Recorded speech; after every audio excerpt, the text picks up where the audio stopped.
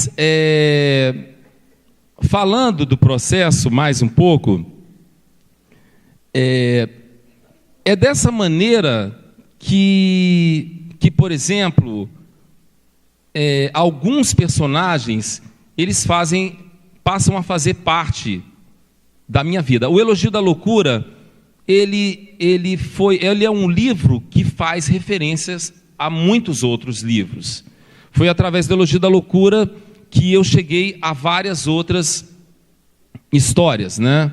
Ele passou a ter uma posição dentro da biblioteca que dialoga de muitas, e são vários exemplares que eu tenho, né? A melhor livro, a melhor tradução é a da Martins Fontes, que está traduzida, não foi traduzida do francês pelo Rabelais e do francês para o português, que ele foi escrito em latim, né? Mas essa tradução que é direta do latim para o português. Um livro tão importante quanto esse, por exemplo, é o Panchatantra, que é o livro de fábulas mais antigo já escrito. Ele foi escrito por um homem chamado Vishnu Sarna, que ninguém sabe exatamente se existiu ou não. Então vamos falar de um outro personagem. Um personagem como Dante, que é, ao mesmo tempo, personagem da história que ele mesmo escreveu, né? Herói da história que ele mesmo escreveu. No Panchatantra, vocês vão encontrar similaridades com As Mil e Uma Noites, né? Nas Mil e Uma Noites tem uma história mãe, uma história base, que é a história do rei que ele tem que... Ele descobre que, através do irmão, que a esposa o traía, sendo que o irmão tinha sido traído pela esposa. Essa ideia de traição seria também questionável, né? Porque também a ideia da traição é quem faz possível o desencadear das histórias, a fertilidade das histórias. Mas o que ele faz? Ele decide punir todas as possíveis novas esposas, matando as esposas na primeira noite, né? Assim, até que Sherazade consegue, através da ficção, vencer a ideia de vingança, o ódio brutal. Da mesma maneira, Vishnu Sarna é um homem convidado por um rei que teria 3 filhos infinitamente burros. São 3 filhos que não querem nada com a sabedoria. E esses filhos infinitamente burros, essa seria a maior tristeza para um pai, maior ainda para um rei.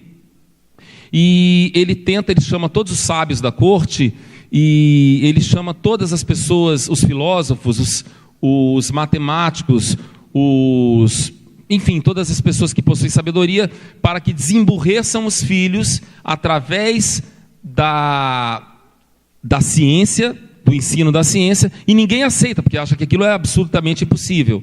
E aí vem Vishnu Sarna, um sábio do povo, que reúne todos esses saberes, e que decide, com a ficção, e dividindo em 4 etapas, o desemburrecimento, digamos assim, desses 3 filhos. E através dos 4 livros, né, aproximação dos amigos, estranhamento dos amigos, de corujas e corvos, e tem mais um outro livro que eu esqueci o nome, deve ser do esquecimento, e ele consegue fazer isso, fazer com que, através da ficção, esses personagens não sejam desemburrecidos, mas estejam prontos para a grande aventura da autodescoberta e do questionamento, né? E, mais uma vez, através dos personagens, eu estava recentemente pegando um dos desenhos que eu tinha feito. A gente faz muitos rabiscos, muitos desenhos que não servem para nada. Esses são os mais importantes, né? Os desenhos que são publicados são importantes. Às vezes as pessoas falam assim: eu tenho um livro, não está publicado. Nossa, esse é o mais importante livro que você tem. Porque só você sabe que você tem esse livro, ou só poucas pessoas. Ou se um dia fizerem um museu de você, esse será o livro não publicado. Então isso é um motivo de grande felicidade. Então, alguns dos desenhos não publicados, que são os mais importantes, entre eles, eu encontrei uns desenhos que eu fiz da Emília. o Rui de Oliveira convidou 7 ilustradores para fazer 7 visões de Emília. E eu fiz uma Emília completamente inviável do ponto de vista comercial. Pelo menos penso assim, né? E é uma Emília sem rosto, é uma Emília que ao mesmo tempo, ela é branca, ela é preta, ela é colorida, ela é tudo, né? E é uma Emília muito simples. E na hora de pensar esse personagem, eu fui desenhando ele de uma maneira muito básica, rabiscando. Eu não sei se no final isso é uma ilustração, ou se é um desenho, ou se é um rabisco. Eu também não sei se existe diferença entre essas coisas. Provavelmente não, porque eu disse que para mim não existe nem diferença entre palavra e imagem. Foi nessa forma, não pronta, que a Emília surgiu para mim de uma maneira mais inteira, né? Mas aí isso me puxa uma outra ideia, que a gente não vai ter tempo para falar aqui, sobre a ideia da palavra e da letra, e de um rei também, que inventou um alfabeto, e por isso ele se tornou o grande herói de um país. É um país para onde eu viajo muito, muito, muito. Mas eu não vou falar mais sobre isso, depois a gente conversa sobre isso, tá bom? Um abraço.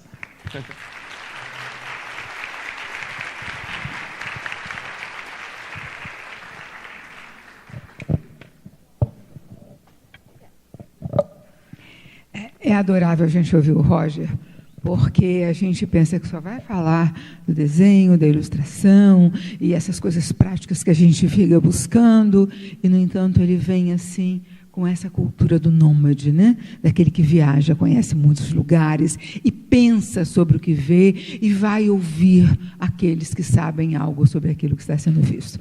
Então, é assim, uma alegria muito grande. A amizade é uma das grandes alegrias da vida. Por aí eu começo, né? Tá aqui com o Roger, com Graça, amigos assim de longo tempo. Ana Crélia, que a gente já se conheceu mais recentemente. A Gladys, que eu estou conhecendo agora. A Glória, que eu conheço há algum tempo. Para a amizade eu dedico, né, essa produção de hoje, que foi difícil para mim, para o meu companheiro de vida, meu parceiro, que é o Paulo César, para Eliane Debos e para toda a equipe, a admiração e um ramo de confianças. Essa literatura que crianças e jovens também leem, eu falava aqui, né, meio em off para a Graça, ela tem sido guardiã, né, de uma série de procedimentos, de todo um conhecimento.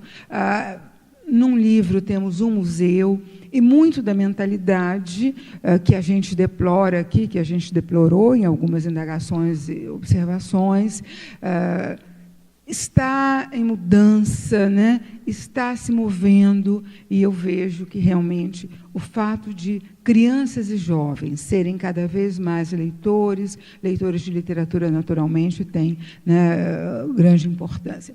Quero falar também dos amigos, estou vendo aqui Benites, Laís, alunos, parceiros de grupos de pesquisa, ex-alunos e parceiros de grupos de pesquisa, a Maria Beatriz Serra, a Sônia Travassos, Beth Serra, que vem amanhã, enfim, quem mais? Noêmia, que a gente partilhou experiências deliciosas num pós-doutorado lá em Paris.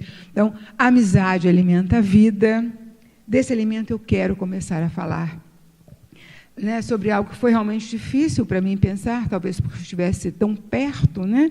Porque esse título dos caminhos literários, aí primeiro eu fiquei pensando assim, meio como acadêmica, não, ninguém quer me ouvir lá como acadêmica, eu sempre vivo essa divisão, porque eu não sei quando eu sou uma, quando eu sou outra, quando eu estou trabalhando, quando eu estou criando, me divertindo, e foi assim com alguma aflição que eu consegui chegar ao resumo sobre a dádiva. Então, é isso que eu tenho para trazer para vocês hoje. Escolhi ler, e pode ter vindo daí, de certo veio daí. Quem lê toma a vida pelo avesso, pelo verso. A leitura é um ato perverso. E vão perguntar a Silviano Santiago o que ele quer dizer exatamente com isso. Foi ele quem me disse isso, e quem lê toma a vida por esse verso. E Roger mostrou isso magnificamente agora para a gente, né? Na prática. Bom, quando a gente lê muito, a gente acaba querendo passar para o lado direito, né? A vida que é feita de tantas matérias, em tantas matérias, sobretudo nessas matérias que quem lê domina muito bem, que são as letras. E aí foi o que eu fiz chegada a hora, né? De tanto ler literatura, ensinar literatura, compartilhar literatura, fazer análise literária, uma hora também eu quero escrever, também eu quero montar, né, este grande palimpsesto, este manual de tapeçaria, como lembrou o Roger. Aí eu comecei a escrever sobre a primeira profissão, né? Comecei professora primária, secundária, universitária. Depois eu passei uma fábula, depois eu passei uma história dramática. E vieram várias escritas, até que chegou a história em que menina e morte se encontram. Um dente de leite, um saco de ossinhos. É a história de Anita, que é uma menina que tem várias tias, as tias têm muitas comadres, elas vivem se visitando, tomando café com leite e bolinho, e a Anita acha aquilo muito interessante, porque tias e comadres são todas muito interessantes. Mas a Anita, ela está sempre com uma preocupação, sempre com um susto, há sempre alguma coisa que a acompanha, né, e que é a morte de alguém, né? Qualquer coisa que ela faça pode levar alguém a morrer, se pisar na risca, morre, se não pisar também morre, se for por ali, pode encontrar um assalto e bala perdida no caminho, mas se for por aqui, um avião pode cair em cima dela, e de tanto se assustar com a morte, nem poder viver direito, as tias ficam muito irritadas, as comadres também, e dizem, vixe, parece até que essa menina é comadre da morte.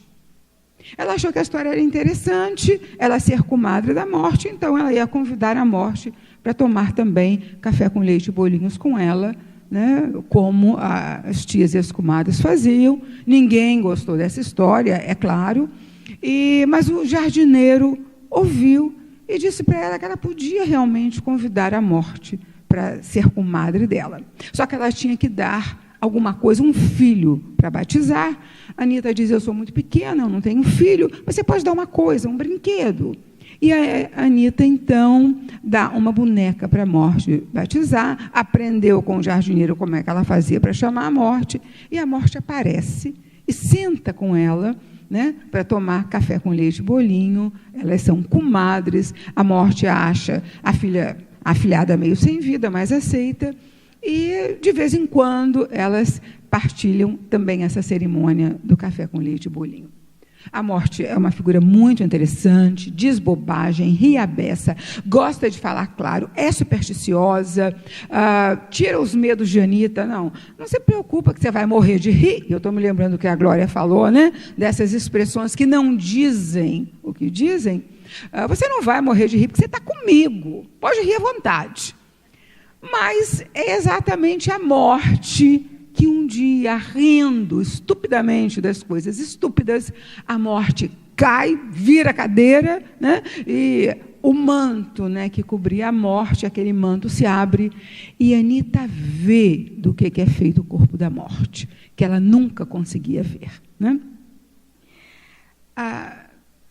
E aí entra um vento muito grande, leva aquele pano preto, e o corpo da morte, ali, estirado no chão, na frente de Anita, é feito de inúmeras conchas. Essa história me aconteceu no momento em que eu, ingênua, guiada pela menina em mim, me senti assim numa trampa, numa armadilha, e fiquei com muita raiva de mim. Como é que você pode, com tanta idade, ser tão ingênua, ser tão tola? Eu voltei para casa, dirigindo pela linha vermelha, e pensando nessa história que eu pensava construir há muito tempo, né, de compadrio, comadrinho com a morte, que está muito na nossa herança, né? Nossa herança hispânica, nossa herança latina. E chego em casa e a história se constrói enquanto eu dirigia, mas do que é feito o corpo da morte? De osso. Pô, você vai gastar papel, você vai mandar cortar a árvore para escrever uma história em que o corpo da morte é feito de osso? Espera aí, né? E aí me vem uma outra ideia, e eu chego em casa varada, e vou lá para o dicionário dos símbolos do Chevalier do Guerbrand, e, claro, o corpo da morte só podia ser feito de conchas. Vão lá que vocês vão ver. A concha é esse sinal de troca entre morte e vida.